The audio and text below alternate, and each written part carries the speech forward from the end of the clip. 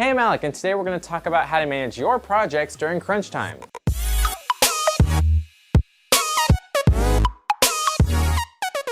It's happened to the best of us. Either a project has had too many things build up and go wrong and the deadline's next week, or it just fell in your lap and it needs to be done yesterday. Don't worry, it's going to be okay. Armed with the advice presented in this video, you should have a new set of tools to better equip you against your next crunch project. Let's jump into it. The first thing you can do to try and speed things up is by changing out your stock nozzle or print core, which is usually a 0.4mm nozzle, to something like a 0.8mm nozzle. The orifice size of a nozzle is the biggest contributor to the time it takes to print an object because, for example, a 0.4mm nozzle has a maximum layer height of about 0.3mm, whereas a 0.8mm nozzle has a maximum layer height of about 0.6mm. So you do get some time savings there by being able to print twice as thick, but you will also need to consider changing your print temperature and your print speeds because you have a lot more material that you're trying to put out, so it needs more time to heat up and extrude. Generally, most stock print settings are around 200 degrees Celsius and 45 millimeters per second for PLA with a 0.4mm nozzle. But with a 0.8mm nozzle, you may need to change things up to maybe 240 degrees Celsius and as slow as 30 millimeters per second to be able to extrude reliably. It all depends on the exact printer you're using. Another factor you can consider playing around with is infill percentage and your number of perimeters. If it's not something structural, you can get away with 10 or maybe if you're lucky, even 5% infill and 2 perimeters. You don't want to go lower than 2 because then you run into the issue of having holes in the outer wall of your prints. But if it's just something that needs to look good, you can try that. Also be sure to keep in mind that if you're increasing your layer height, the layer striations are going to be that much more noticeable. So if you intend to post-process it, it will take a bit more elbow grease to get it to look the same as before. Make sure you have more than enough material to last your entire project. When you're in crunch time mode, it's all too easy to forget things like checking to make sure you have enough material. So be sure to check on that before you get started so that you can order more if you need to. And good news, MatterHackers offers fast and free shipping on all US orders. If your supply is good, make sure that you check that your material is prepared for printing.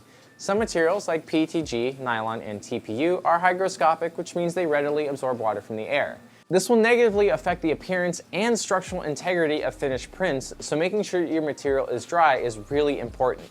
The easiest solution to solve this is just get a print tray, set it up, and dry out your material and print directly from it into your printer. Although of course you can use an oven, it's just a little less convenient.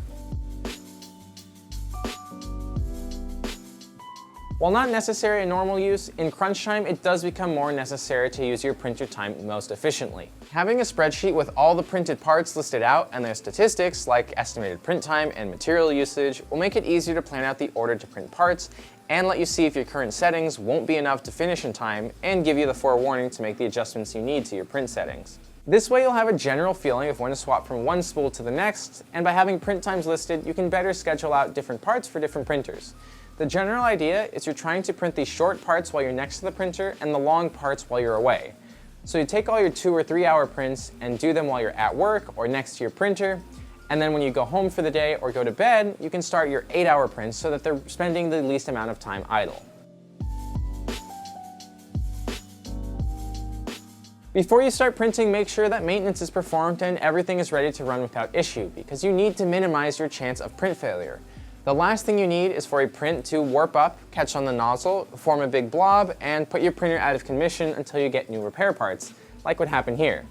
You're also going to want to clean off any bed adhesive you have and refresh it. I find if I've used PVA glue stick and let it sit, it starts to lose its grippiness. So I'll clean it off with some water and put some new glue stick and parts start sticking a lot better. If you know that the material you're using has some issues with sticking to the bed, make sure that you tune that out before you start a big print. So whether that's applying some new adhesive, cleaning off any oil with rubbing alcohol, or trying out something different than you've done before, do what you can to make sure that the part is going to stay stuck down. While the likelihood of this happening is low, I have had scrap filament and debris around my printer catch on a belt and jam it, causing a layer shift. So you're going to want to make sure that the area around your printer is clean and that you have lubricated all of the axes so that everything runs smoothly, just to minimize any chance of a layer shift.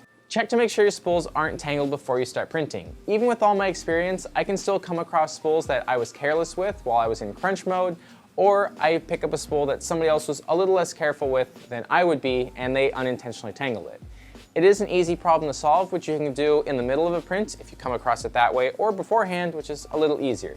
We have a video talking specifically about how to address that. The final thing is to make sure that your bed is level. You don't want to be 10 hours into a print and notice that the back corner is lifting and you just didn't see that earlier. So make sure to run through any calibration wizard or any leveling guide that's on the printer, and if you have time, run through a calibration test to make sure that you get a good squish on the first layer. A lot of printers feature some way to manually adjust the level during a print, like baby stepping or turning some leveling knobs underneath. So you'll want to do that to make sure that either your skirt or your test print or your brim is the optimum distance from the nozzle to make sure that everything is going to stick just right. Crunch time isn't something most people enjoy, but hopefully with these tips combined, you should be able to handle any sort of project that comes your way and be better prepared to identify if this goal is even attainable. I wish you the best of luck on your project. I'm Alec from MatterHackers. Thanks for watching. Hey there, thanks for watching. I know crunch time isn't always fun, but hopefully with these tips and tricks you can breathe a little easier. If you want to read some in-depth articles, you can go to MatterHackers.com, or if you want to stay up to date with all our digital manufacturing content, you can subscribe. See you in the next one.